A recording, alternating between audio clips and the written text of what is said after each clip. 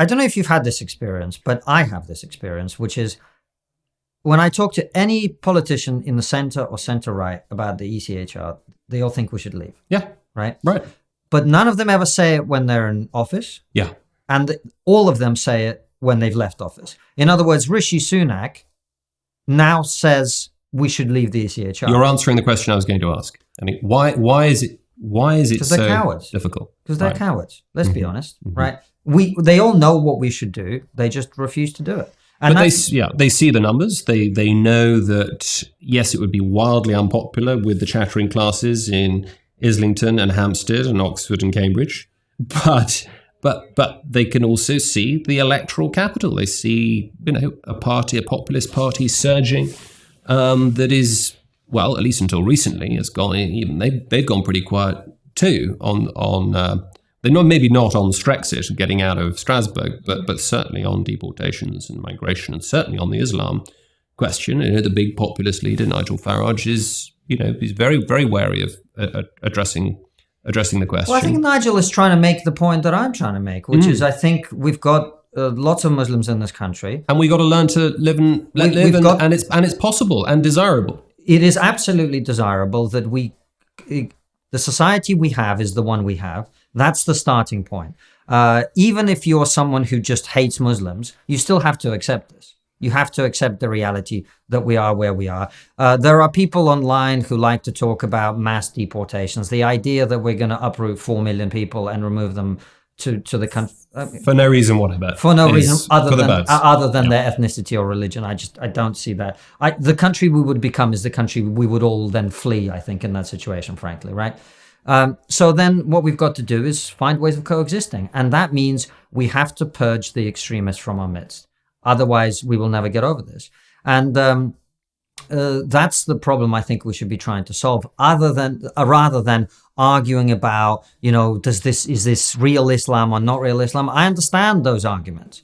I'm just trying to make a more practical argument. I think that's the argument that Nigel, my sense, is trying to make as well, which is I don't think we need to talk about an entire community of people as the problem, because they're not the problem. The problem is extremism. Let's deal with the extremism. Let's be extremely thorough about removing people who shouldn't be here, and let's be extremely unapologetic about doing so. I am very uncomfortable with the possibility of anyone being removed who's not committed a crime, who's not done anything wrong, etc., etc. I am also extremely keen for everyone who's committed a crime to be removed immediately. And that's where I think we're getting it wrong. I think we are over-indexing all of these humanitarian concerns. I don't want people to be sent to a torture chamber in Jordan. I don't think those are our only options. Either they stay here or that happens. I think there's got to be some kind of intermediary solution. And of course, in the meantime, we have got to start finding a way to turn the boats around, because let's be honest, people, they're not fleeing war-torn France. They're fleeing. This is ridiculous, and we all know it's ridiculous, and this country is being taken advantage of. So, and yet, why is it so difficult?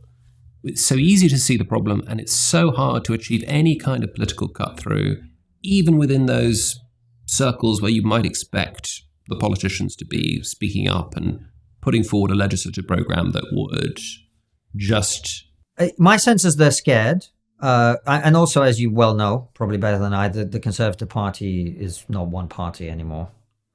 True. It has... There is... I like to tell this story because it just boggled the mind. One of the times I was on a TV program, was in the green room, there was a Conservative MP. It was right after the last election. And I said to him, why do you think you lost? And he said, well, we went too hard to the right and we lost to the Lib Dems. There is a group of people within the Conservative Party who perceive the problem that way. And that losing 750,000 votes to the Lib Dems is far worse than the losing 4.1 million votes to Reform. It may be true of their individual constituency, but in terms of the broader country, it's a ridiculous argument, because we all know, truthfully, they lost that election because of the rise of Reform. We all know this. So they are difficult to reconcile with some of the things that we're talking about, and perhaps they're just socially very progressive in some ways, even Conservative MPs. But the truth of it is, as I think we've just had, as we sit here, a by-election in which Reform won by a very, very slender margin, but nonetheless won. But it is a colossal swing. Colossal swing.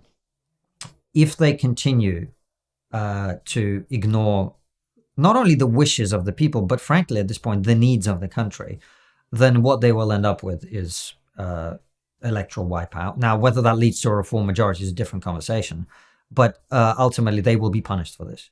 And if they want to retain the longest existing party in the Western world, as I understand it, they're going to have to realize that what many of them will say in private is what they have to start saying in public. And that is the thing that I find most unpleasant about all of this, James. And maybe I'm naive, and maybe politics is just not my game, and I don't. But the spectacle of many otherwise decent and courageous people simply being unwilling to say publicly the thing that they all believe, that they all know is the right thing, simply because they're worried about what The Guardian is going to write about them, or what James O'Brien is going to say on LBC, or any of this.